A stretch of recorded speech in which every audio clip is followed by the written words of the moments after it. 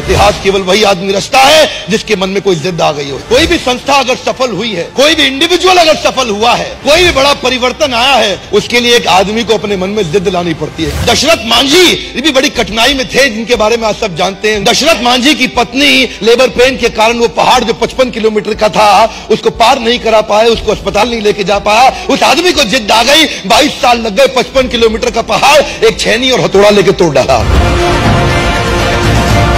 एक source motivation का होता है बिलीफ सिस्टम। बिलीफ सिस्टम ये वो ताकत है आदमी को कुछ भी करने को तैयार कर देती है। आप जानते हैं मंडेला 27 साल जेल में पड़े रहे, कोई प्रॉफिट नहीं, इंसेंटिव नहीं, बिलीफ सिस्टम बड़ा पावरफुल था। गांधी एक बड़ा परिवर्तन क्यों लेके आए? उनको ट्रेन से पहले दर्जे की टिकट साउथ अफ्रीका से धक्का देके बाहर निकाल दिया। अंग्रेजों ने क्या बोला? तेरे को हक नहीं है पहली टिकट लेकर के पहले डब्बे में सफर करने का। गांधी ने बोला मेरे पास टिकट है, बोला तू नहीं बैठ सकता, बाहर निकल यहां से। गांधी ने क्या जवाब दिया? तुमने मुझे ट्रेन से निकाला, come back to my country, I will show you, मैं तुम्हें पूरे देश से बाहर निकाल दूंगा, मैं तुम्हें पूरे देश से बाहर निकाल दूंगा।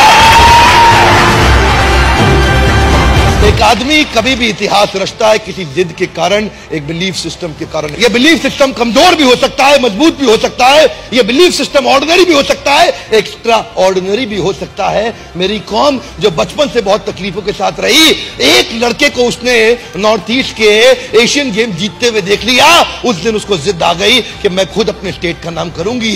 उस दिन उसको जिद आ गई, बहुत बड़ी हो चुकी थी, आज तक कभी बॉक्सिंग नहीं करी, लेकिन उसने कमाल कर दिया। लोग जब भी कमाल करते हैं किसी जिद के कारण करते हैं। ऑर्डिनरी मेंटालिटी के लोग ऑर्डिनरी जीवन बिता करके मर करके चले जाते हैं संसार से, उनको कोई नहीं पूछता। केवल एक्स्ट्रा ऑर्डिनरी आदमी कर सकता है कोई काम।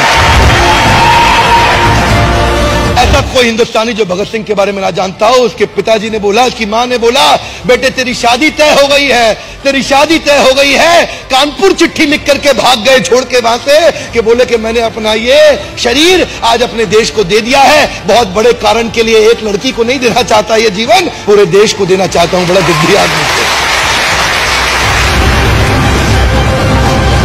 आज एक जिद्दी आदमी ही कोई बहुत बड़ा काम कर सकता है। उसके लिए चाहिए बिलीफ सिस्टम। जानते हैं कोई भी व्यक्ति आप देख लीजिए, चाहे लिंकन हो या गांधी हो या टेरेसा हो या बच्चन हो या मंडेला हो या कोई भी हो, हर आदमी के जीवन में बड़ा संघर्ष था, पर उसने एक काम किया, bounce back. If you don't help you to help yourself, nobody in the world can help you to help yourself.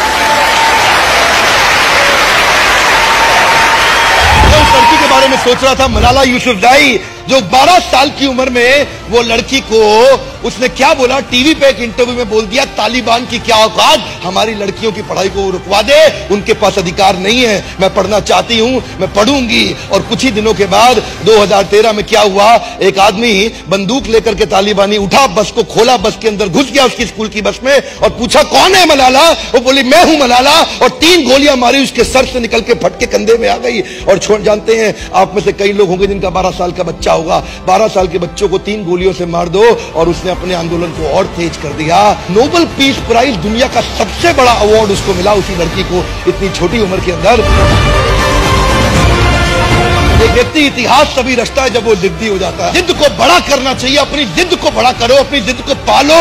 जिस दिन इतनी हिम्मत आ गई, आप अपनी जिद को पाल के बड़ा कर गए, आपको सफलता के नए रास्ते मिल जाएंगे, और अगर नहीं मिले तो आप खुद नया रास्ता बना देंगे।